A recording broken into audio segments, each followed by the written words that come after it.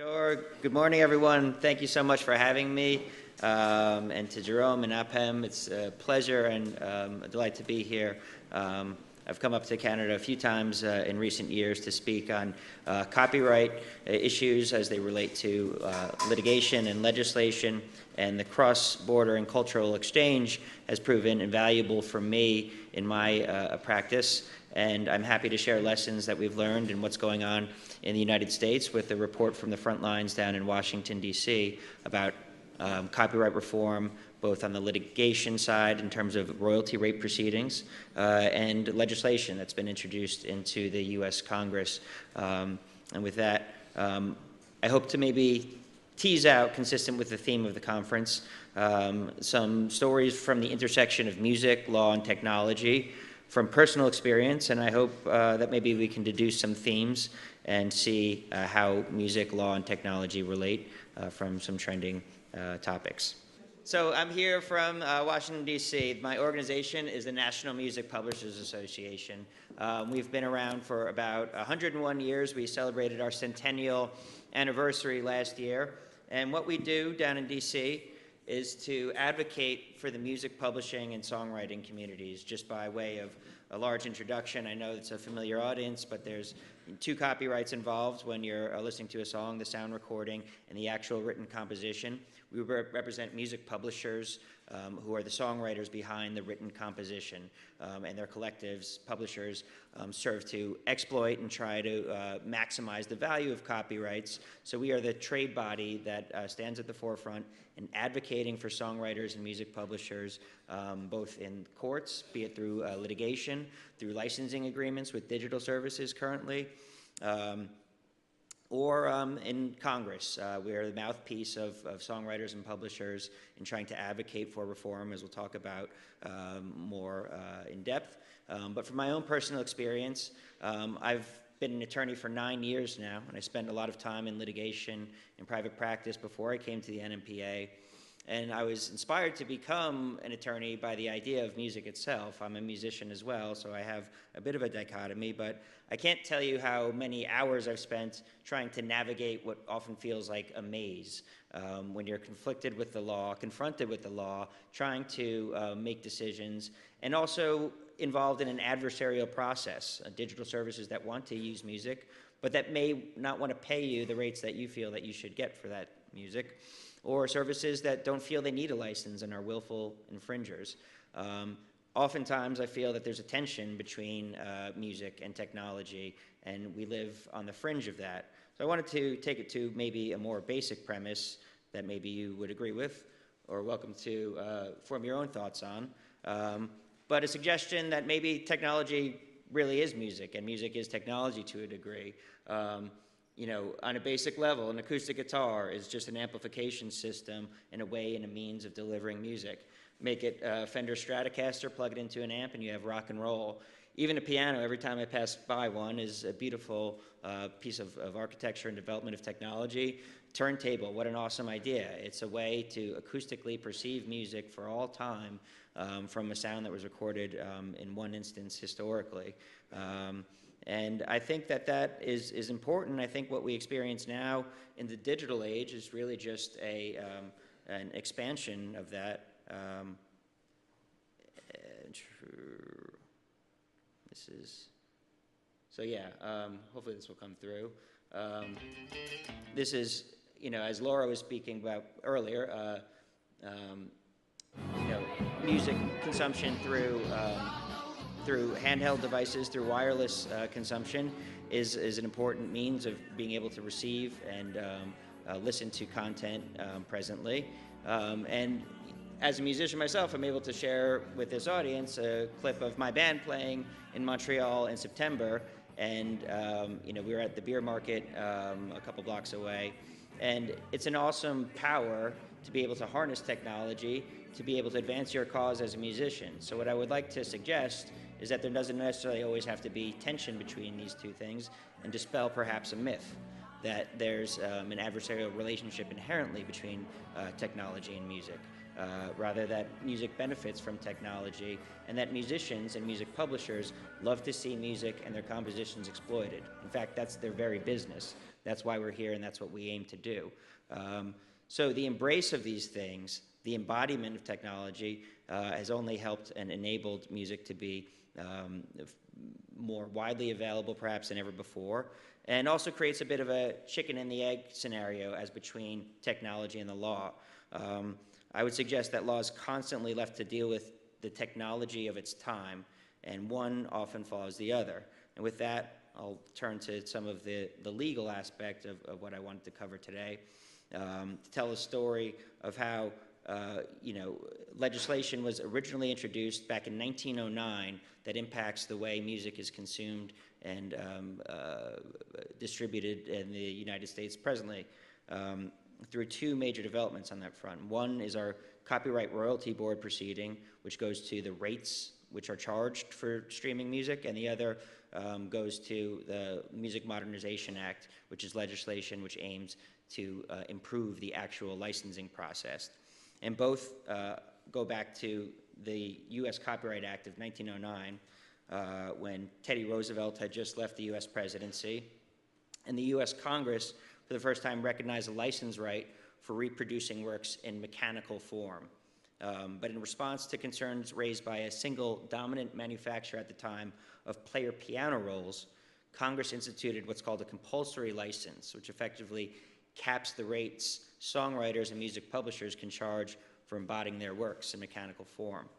The compulsory license was originally aimed, again, at player piano rolls, but eventually grew to cover vinyl records, 8-tracks, cassettes, CDs, downloads, and spoiler alert, it's those very same regulations that govern the interactive streaming market today and the rates that are charged and how those rights are licensed.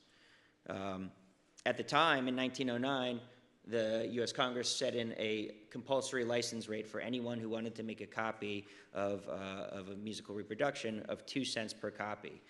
And part of the frustration is that that rate stayed in place for about 67 years, which goes to the inflexibility and relating back to, again, a theme of between technology and law being able to respond to technology. If you freeze a rate in time over a long period of existence, you might not see or reap the benefit of regulation. Rather, it becomes quite a limitation in what you're able to do. In a compulsory license regime, it becomes very hard to ask for more than 2 cents, stated otherwise. If the law says that anyone can take your composition and make a reproduction of it for 2 cents, why would anyone charge you willingly or agree to pay 3 cents for it? So these limitations have existed for quite some time. And they haven't gotten much better, to be perfectly honest. The last reform of the U.S. Copyright Act was in 1976, and that codified what Congress had done in the Copyright Act of 1909 and made a statutory licensing process which is embodied in Section 115 of the U.S. Copyright Act. And this formalized the process for licensing mechanical rights, which involves sending notice to the copyright owner that you're going to use the work. It's called a Notice of Intent, or NOI. And it also set in place the process for setting the actual rates and terms under this Section 115 compulsory license. And when it comes to setting the actual rates and terms, as we said, it's out of the, in the compulsory realm. It's not a free market choice. Over time, the Copyright Act of 1976 led to the creation of a 3-judge panel that we call the Copyright Royalty Board. It consists of these 3 judges, a chief judge who oversees procedural matters, evidentiary, what could come in, what can you use to determine the rates in a copyright setting, a copyright judge who focuses on issues relating to copyright law, and an economics judge who weighs in and tries to set value for copyrights. And this is an interesting process whereby we're trying to set rates for a going forward period of time.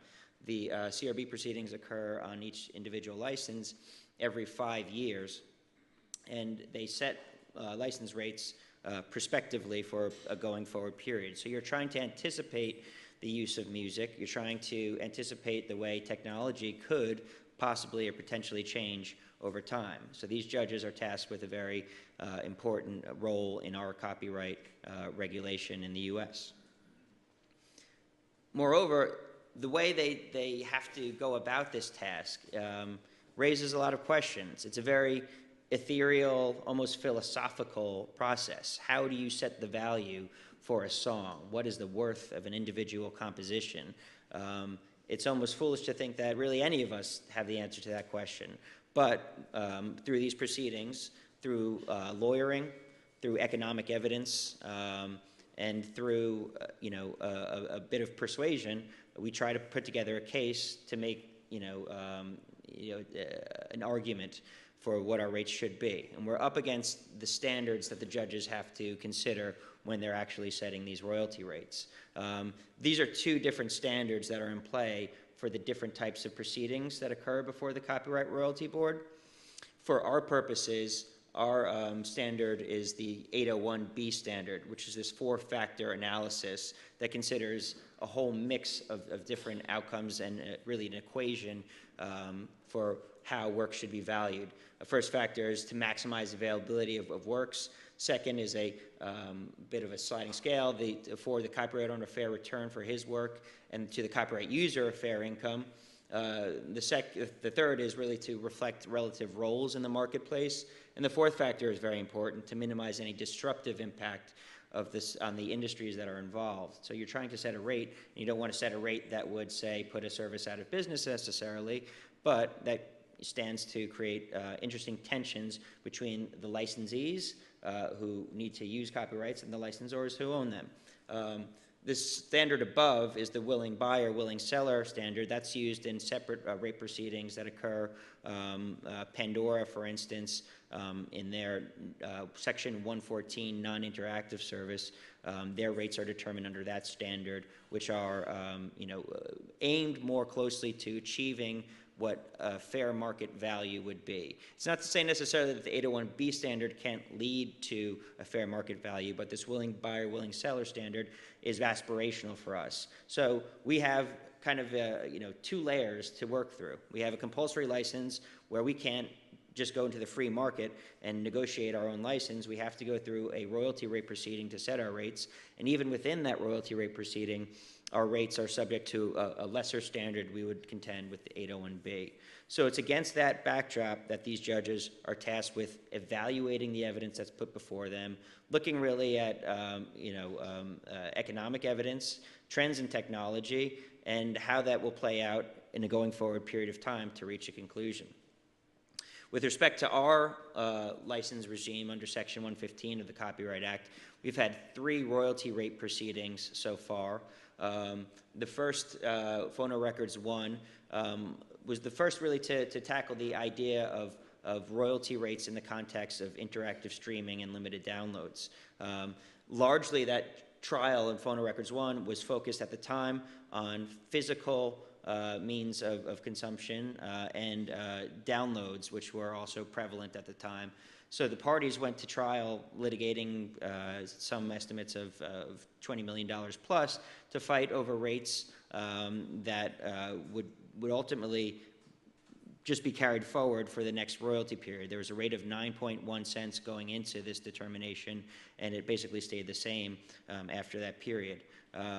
On the other side, with respect to rates and streaming, the services reached an agreement with copyright owners at the time and put in place a settlement that for a long time would come to govern the royalty rates for interactive streaming and limited downloads, and I'll get to those in a moment. But the Phono Records 2 determination basically carried forward that existing regime, both the current rates under the physical and download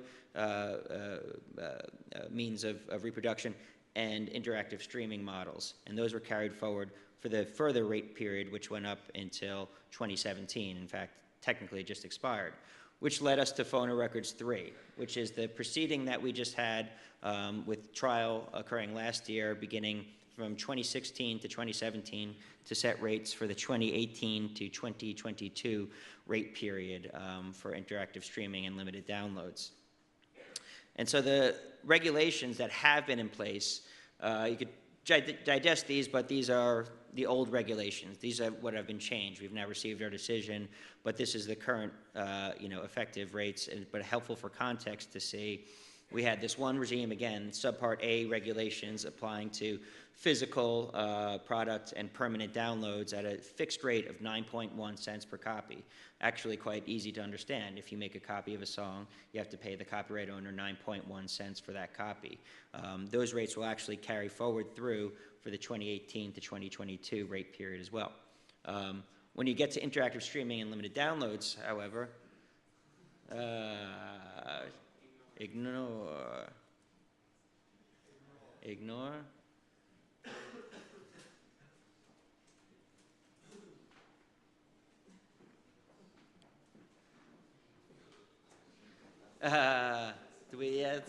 I guess Google must have the fix-in. They don't like me.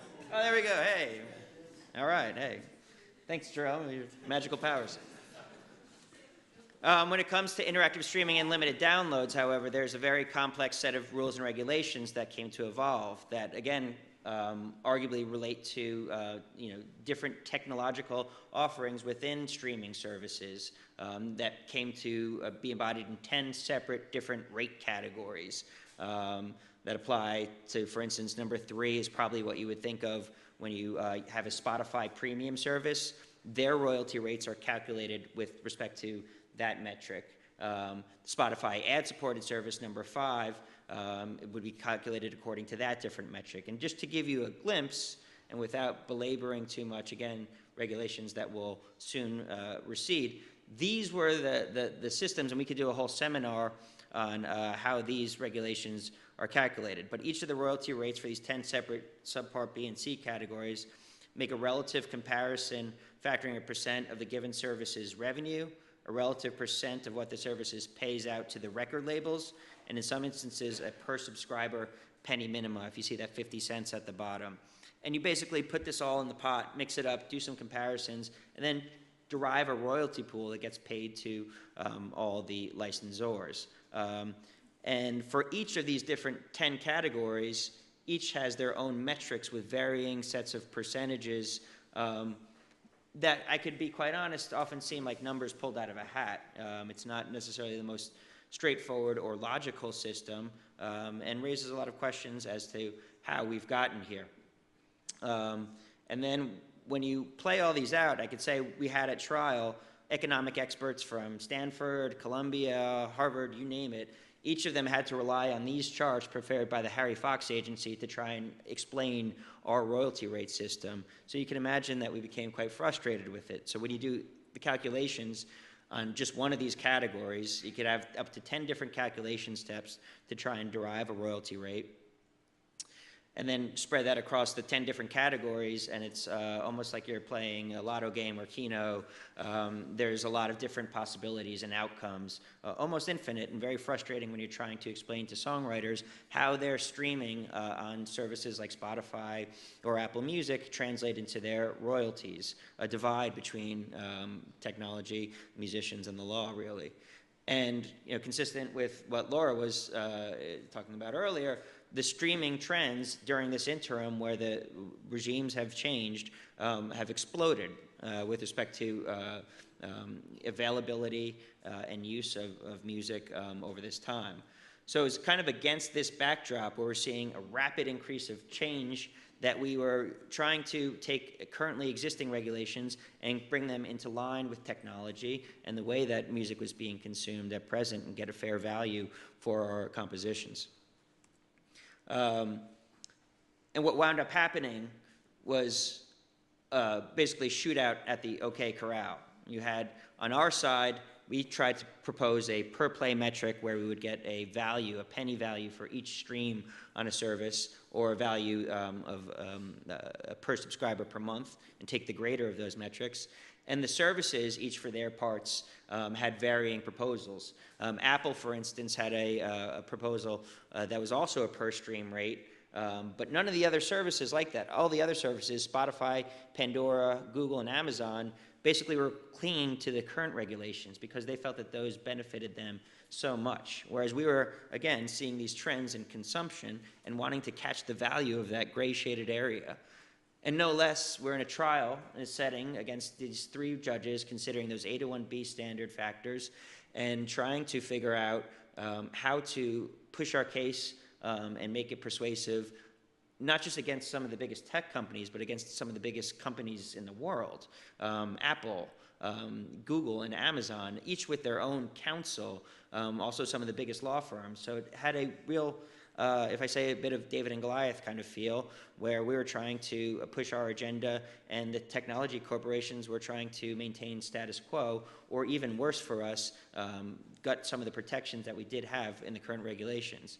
It presented an intimidating scenario, and over 6 weeks of trial, we heard testimony from approximately 40 different witnesses, some of these taking the stand more than once. And if this is uncomfortable to read, I would suggest how uncomfortable it may be sitting in a courtroom for 6 weeks while all this testimony is going on. And also, you're so divorced from what you're there for in the beginning. You're thinking about music, talking about music, which brings joy, and you're in this windowless courtroom on Capitol Hill trying to assess value for that. There's a lot of questions that come into play and how that process proceeds. And it's really, I'll say without hesitation, a brutal process. It's adversarial. In this context, the services are working against us quite openly and honestly to suppress our rates. And our position is that the services rely inherently on our music, that we're the backbone of all the digital music and streaming services. So, over the course of 6 weeks, we had our case was submitted, and that was the result. That the lead up to the trial was about a year and a half.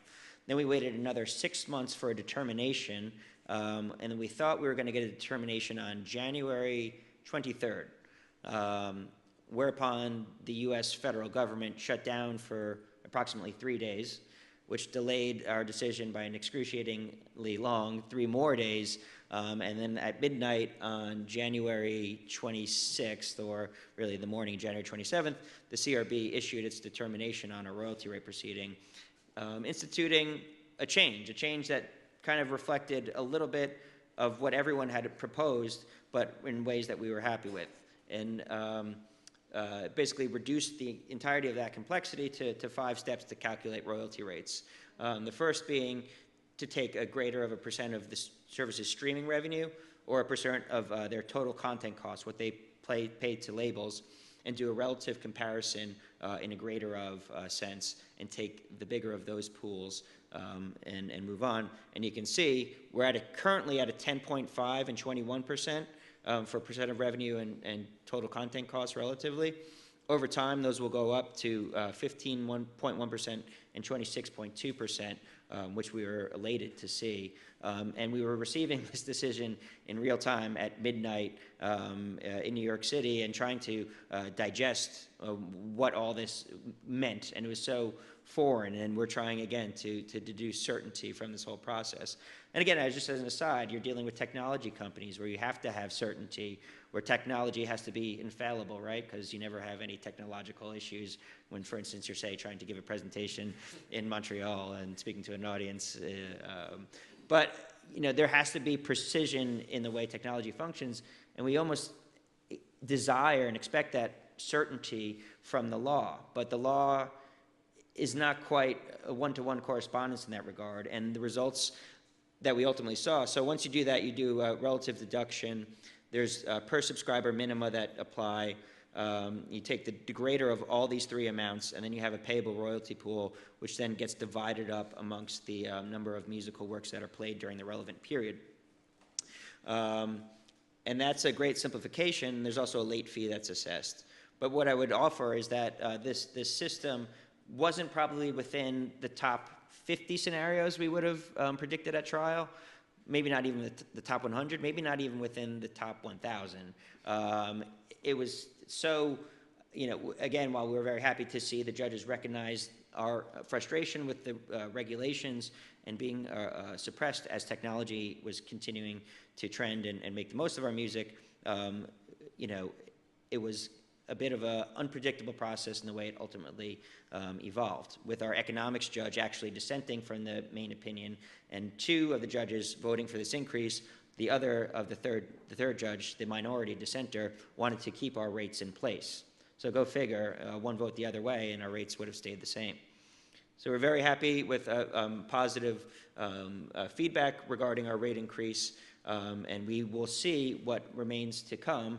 This is still prospective. There's still some further review by the Librarian of Congress to implement these regulations, but it is a major accomplishment to at least secure an increase for the time being.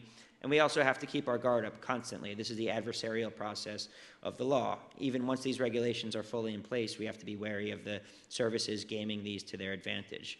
And I would just note, too, a comparison, too, across borders. We were keenly aware of and drawing lessons from the Canadian Copyright Board during our copyright proceeding. And we had almost looked to Canada aspirationally to try and secure the rates that you guys had up here in mostly direct deals for digital streaming services. During the pendency of our rate proceeding, the Canadian Copyright Board issued its rate proceeding determination for 2011 to 2013, I believe, at rates that I think many would feel are a step backwards. And I would suggest that, again, as a theme here, that law needs to keep pace with technology, because technology is not going to wait for the law. And I think that this structure that we've achieved hopefully gives us the room to grow and anticipate new development as technology will inevitably continue to evolve. So that's the adversarial process. And let me turn in the time I have left to legislative development and the way we've been cooperating on Capitol Hill with the digital services to reform the actual licensing process. So what I just talked about applies to the actual rates, the way the actual dollar amount that the services pay to copyright owners for the use of streaming compositions. That's just one part of the picture. The other side of the coin is the actual process of licensing our songs. Our industry, and if you'll recall the date of our last copyright reform in 1976, is built on a really ancient model that's no longer relevant, where record labels used to take licenses from publishers for each new album release, and that provided that a licensee can utilize a compulsory license if they send an NOI. It's a cumbersome song-by-song process, and it's obsolete in a world where publishers, performing rights organizations, and labels combine to license rights to digital services, which in turn become implicated in billions upon billions and now approaching trillions of streams. Simply put, the game has changed fundamentally. With this rapid escalation in volume, it's perhaps no surprise that some musical works in streams have gone unidentified, and this is what we refer to as our current problem of pending and unmatched usage. It's an issue that has the attention of the entire music industry right now, and from the music publisher's perspective, if our works are unmatched, that means we don't get paid, so we don't win. From the service's perspective, they can face crippling liability in the form of statutory damages, which can make it difficult to operate a service if they stream works without paying, which naturally they can't do if they don't know who to pay. Hence, we've introduced and have been instrumental in championing the Music Modernization Act of 2017. MMA was introduced in the House of the U.S. Congress by a bipartisan coalition, both Republicans and Democrats, in December 2017, with sister legislation introduced in the Senate in January 2018, also with a group of bipartisan supporters. The heart of the MMA legislation is that it creates a new blanket license under Section 115 of the Copyright Act for digital music services to engage in covered activities, principally interactive streaming and limited downloads. Physical configurations like vinyls and CDs will still be licensed on individual song basis, and permanent downloads may be licensed under either the blanket license or on an individual song basis by record companies. The blanket license will cover and allow digital uses of musical works eligible for compulsory licensing other than work subject to voluntary licenses or individual permanent download licenses. Those will be carved out of the blanket license. And license authority under the blanket license includes the server and other reproductions necessary to engage in covered activities like interactive streams and limited downloads. So basically, the service that is able to obtain a blanket license is able to stream without consequence or fear of being sued out of oblivion if they are unable to match their works. The way the MMA achieves this process is to establish a mechanical licensing collective which will house all song ownership data, which has been a tremendous problem in the music industry in terms of representation and knowing who owns songs, and starts to solve that problem while solving the licensing issue, in which digital music services like Spotify, Apple, Pandora will pay into to receive a blanket license to use songs. And the database issue will be publicly accessible and will be information useful in identifying and matching musical works to owners and sound recordings in which they are embodied. The MLC will collect info from the DSPs and try to match. Will then report that usage info and distribute royalties to copyright owners. And then after 3 years, if money remains unclaimed or the services are unable to identify proper ownership information, that money will then be distributed to copyright owners on a market share basis, with songwriters receiving a healthy 50% share. So the MLC then in practice really harnesses the power of technology to bring digital services into compliance with the law through a pattern identification and matching process. In addition, MMA will effectuate an important change as it relates to future royalty rates. If you'll recall, under the Section 115 license, we set our rates under the 801B standard. This would actually change that to the willing buyer, willing seller standard. In addition, with respect to performance rights, the MMA would change slightly the way that royalty rate proceedings occur in district court in the Southern District of New York. Currently, there's 2 judges assigned to the ASCAP and BMI consent decrees. So if you have one case, it goes to the same judge for years and years, Judge Cote in the case of ASCAP, Judge Stanton in the case of BMI. This would change that. It would set up a wheel system so that cases would be heard anew, and you wouldn't potentially have to deal with the bias or prior experience of a judge from prior proceedings. The MMA would also remove a limitation in the Copyright Act currently, which disallows the introduction of evidence in rate court proceedings of rates that are paid for the performance of sound recordings, all aimed at increasing the benefit to songwriters and the rates that they are able to achieve under these regimes. The MLC board will also consist of 14 voting members and 3 non-voting members. For the voting members, 10 will be music publishers and 4 will be songwriters. The 3 non-voting members will be a member from a trade association representing music publishers, 1 member from a trade, from the digital licensing community, and 1 member from a trade association representing songwriters.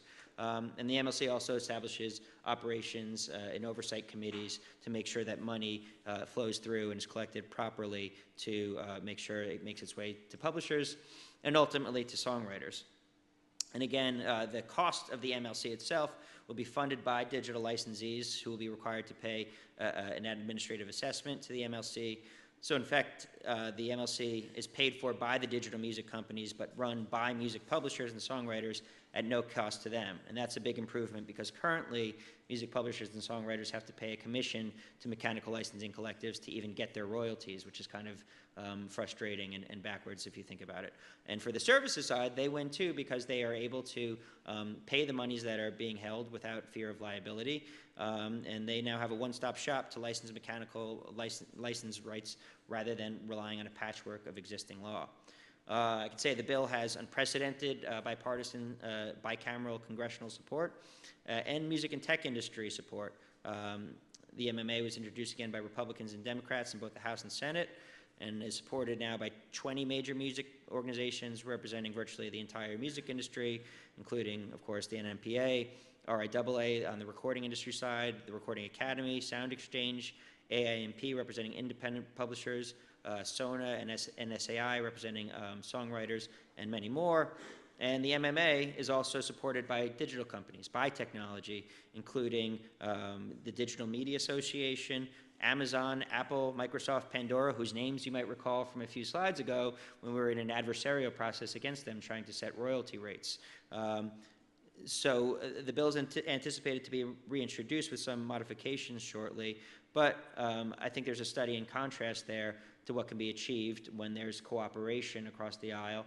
And in an ideal world, we would love to step back, and I would love to trash this entire presentation, not have to give any of this, because all of this is focused on regulation, how songwriters themselves are focused and have to deal with an existing system under which they can't necessarily step out into the free market and license their rights. That would be our ideal, but we live in a world where we have restrictions, and we would not achieve consensus legislation, say, to just eliminate 115 altogether. So given the playing field, we've done our best to work within the restrictions that we have. So just to conclude, maybe some themes that we can deduce. I would say that music and technology exist in a symbiotic relationship, as we saw early on, and I think continues to play itself out. Music needs technology, and technology needs music to have any value in and of itself, because what's technology if it doesn't bring us the things that we live and crave for?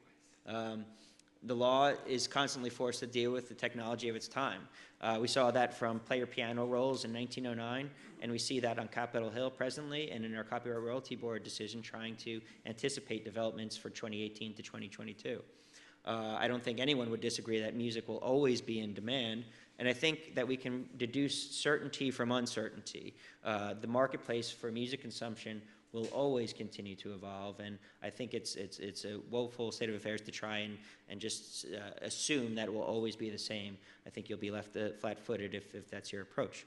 And then to tease out from the two different examples we saw with respect to the legislation and what we're seeing too on the Copyright Royalty Board, cooperative solutions to bridging the licensed use of music with technology are ideal, as long as there's a level playing field and the parties are acting in true cooperation, not coercing each other. And that failing that consensus, and it doesn't necessarily have to achieve consensus, but if we're going to go to the law, if we're going to rely on the courts, then the laws need to be just, fair, and accurate, and to timely respond to the changing demands of technology. So that's my conclusions. I don't know if I've maximized time with the technological difficulties. Granted, I did praise technology a lot and say we could do all this great stuff if we work together, so, I guess you have. Est-ce que vous avez des questions pour Monsieur Eric? Oui?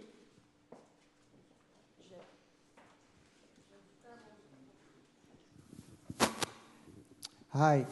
Hello. You said you'd like to scrap your...